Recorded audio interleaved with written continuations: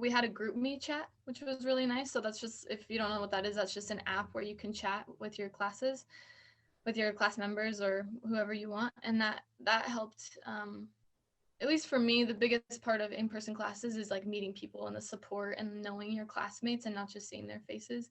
So that was really helpful because we were able to text and say, hey, do you guys know where to find this assignment? It's after hours. I know professors are going to answer.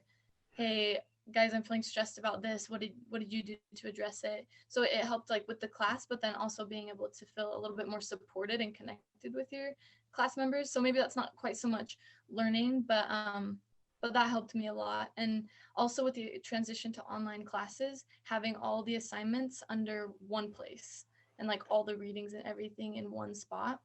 So you don't have to go hunting all over Learning Suite. So my teachers had it on,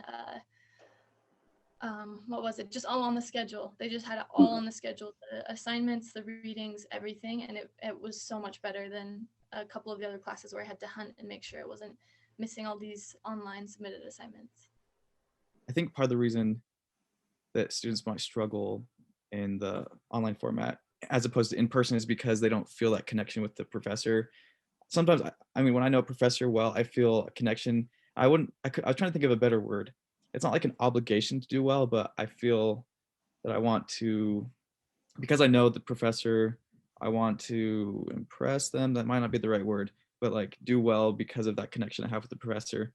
And so the only solution I can think of is just finding ways to connect with students, whether that's, and that's where I'm not really sure with the solution. I mean, office hours, going to breakout rooms. Like I've had professors who have split the students into breakout rooms and then gone from breakout room to breakout room, just talking with the students. So that does help. It makes you have a connection, but those are my thoughts. Also, I think one of the biggest things for me about online classes, like the reason learning can feel harder in an online setting, is again just that distraction of like when I'm in a classroom, like everything around me in my peripheral, everything around me is classroom, and it tells me like I'm in a class, I'm going to pay attention.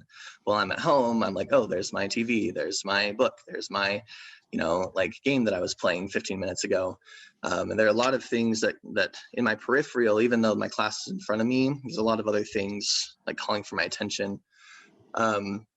So obviously there's nothing as professors you can do to control that, especially with things that are going on. But I think encouraging students to find a place in their apartment, make a place where they go to do class, like dedicate a corner of their room or a corner of their the common room in their apartment or their living room, whatever it might be, saying like, whenever I'm in class, I'm going to sit here, I'm going to remove any distractions, like encouraging students to use good online practices for classes, I think could be very helpful.